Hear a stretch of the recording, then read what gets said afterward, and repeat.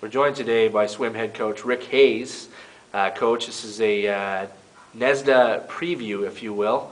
I just want to talk about your season thus far, heading into your final meet of the year, which is always a big event. Just kind of talk about your season and how you feel it's gone with basically a young team, just two players or swimmers graduating. And just a bunch of young guys just seem to have progressed quite a bit. They have. You know, the beginning of every year is always kind of interesting because you never know who's put in a ton of off-season work and who's going to be ready to go. September, they're here on campus by themselves without me coaching, and they're kind of getting in the pool a little bit. They're kind of in the weight room and this, that, and the other. And then October, I take over. I was really happy that a lot of them had gotten together and started really kind of coming together. Mm-hmm. This is probably one of the closer men's team we've had in a while. I'm not quite sure exactly why, but what makes this one any different. But I think they feel the growth of the program, and I feel that they're all contributing to that. You know, we've got 9 guys going to the New England's meet. Every single one of them have contributed in one way or another in the dual meet side of things, and they're going to have a chance to contribute this weekend coming up. You know, Tom Smith is graduating, and Stu Emery is graduating after his junior year. So it's hard to see anybody leave the program, but they're definitely leaving it in a much better position than when they found it. You know, Tom 4 years ago and Stu 3 years ago. You know, it's just one of those deals where the last few weeks where we're going into the final preparations for this meet, everybody's swimming really well. They swam really well the last couple of dual meets. They were feeling good. Practice has been very spirited. There's been a lot of back and forth, a lot of racing. We're in taper right now, so they're bursting with energy, and it's a little hard to keep control of them every once in a while, but you know, when it comes down time to work, all I have to say is, all right, guys, let's go. And they sort of self-police themselves, and you know, anybody that's kind of out of line or a little off the wall, everyone's right in it and focused again. So it's been an interesting season where they were together in the beginning of the year, very close, but it's evolved into this this real focused approach on, okay, where can we take this program? Where can we put the final stamp on it for the 2013-14 season? And where can we take it in the future? So really interested to see what happens this weekend. And it always has to be an interesting aspect to see after a tapering process, and how much these guys can improve on their times after, you know, taking a bit of a laid back approach. Per se, what not can necessarily you laid back. Not laid back, but maybe not pressing as hard as they had Right, during right. the season. Giving the body a chance to recover. Exactly. With a 2-week break in between the final meet and now the championship. A team that has grown, doubled, maybe in some cases you could say tripled in size since when Tom was a freshman. Yeah. And some very good swimmers in this group. We mentioned that the 2 that are leaving, sophomore Alex Gilvey, freshman Ben Johnson, you know, just a very good group all around. You say a group of guys that gets along very well, but a talented group as well. Just kind of talk about what you expect from a young man like Alex Gilvey, a sophomore, medaled 3 times last year. What do you hope to see from him this weekend? More of the same. Anytime we can see St. Joe's gear up on the podium, that's awesome. Yeah, he set the standard last year as far as being the highest scoring St. Joe's swimmer on either the men's or the women's side. You know, it's a sense of pride, and I think the teammates feel that as well, because I think it's a culmination. I think we really feel that individual successes are also team successes. So, you know, to see him up there on the podium 3 times last year was pretty awesome, and every single guy was so incredibly proud of him, as well as, you know, knowing that the program is becoming more and more known within the NEISDA teams. We're definitely known amongst the GNAC teams, and it's definitely spreading towards the NEISDA group as well. You know, I would love to say he's going to easily get right back up there. The field is exceptionally fast this year in his events, but you know, he's been training hard. He's been working really hard. He's really focused, so I hope to see him up there. As well as, you know, I'd love to see any of our swimmers get up there. There is a potential for multiple young men to get up on the podium this year. So.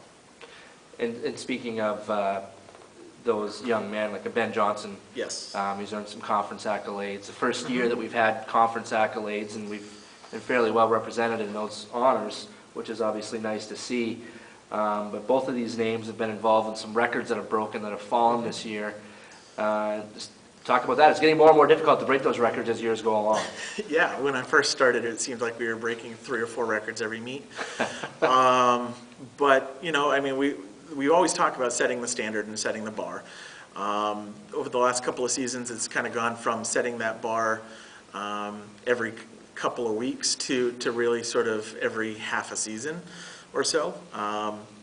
You know, we've talked previous in years past where we typically see our fastest swims at the GNAC meet in New England's because of the tapering and because of the way we train and everything.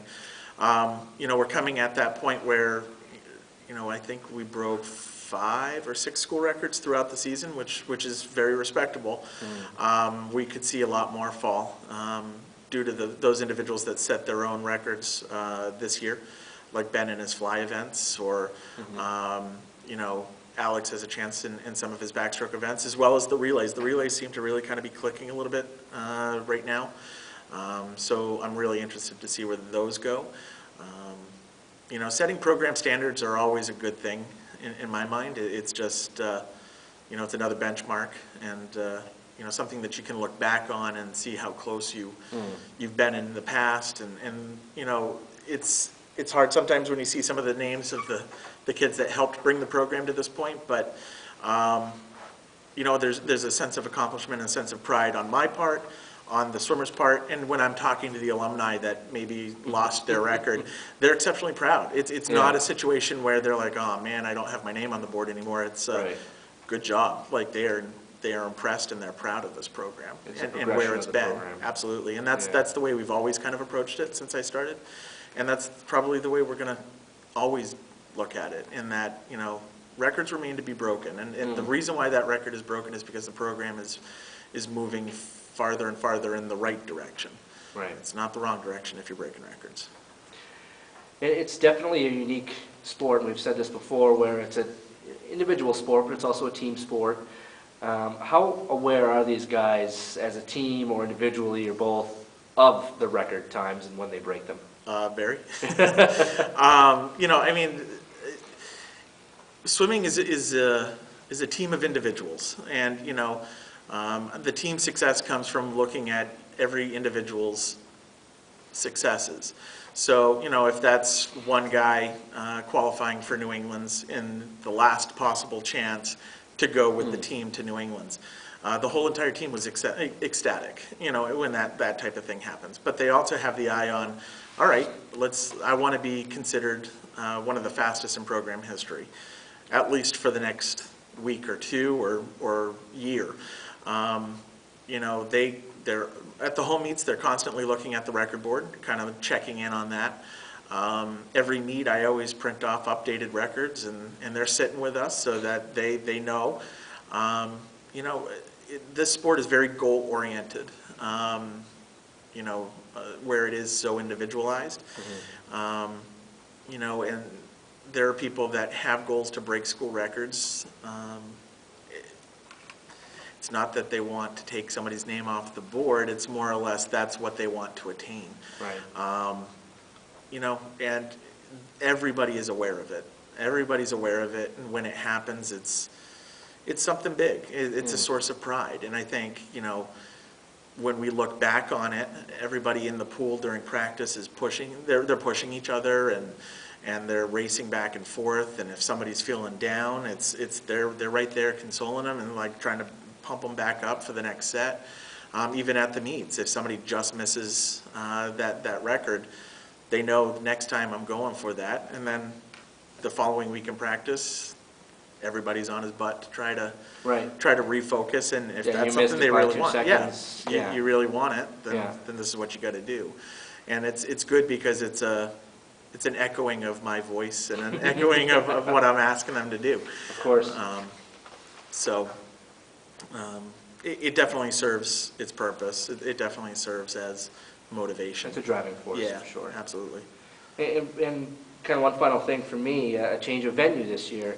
After so many years being in White River Junction, Vermont, you guys are now going down to Rhode Island, University of Rhode Island. Yes. And it's got to be kind of night and day as far as the locales. White River Junction was in the middle of nowhere. Everything shut down at 9 o'clock, and that's kind of difficult when finals end at 8:30, 8:45. Yeah. So there was a lot of lugging of our own food and that sort of stuff. But, you know, everyone always talks about, oh, that's a fast pool, this is a fast pool. And, you know, yes, there are pools that are distinctly faster because of the technology and such. But, you know, I always go back to the Hoosiers thing where they pull out the tape measure and they say, hey, guys, the basket's 10 feet. You know, we're going to show up, the pool's 25 yards. Yeah. There's probably going to be a little more space on the deck. The facility in general is a little bit bigger. Diving is going to be back with us. We're at the UBAC. There was no diving facility. It was held off-site. Okay. That will kind of bring a different element back to the meet because honestly, the sport's swimming and diving. So those folks have always felt kind of, I don't want to say shafted, but they kind of slighted because you know, they were taking part in the championship, but they were off-site the weekend before we were swimming. Okay. So to have everybody back together, that'll be interesting, and I'm hoping it brings some more energy to the pool. And the reviews that I've heard from other coaches and other swimmers that I've met, they say that the pool is quick, the pool's nice, and no one on our team has been there before. So when we show up, we'll get a good feel for it real quick, and then it's time to go. Great. Well, thanks a lot, Coach. Anything else you want to add? Go Monks. All right. Good luck this weekend. Thanks, guys.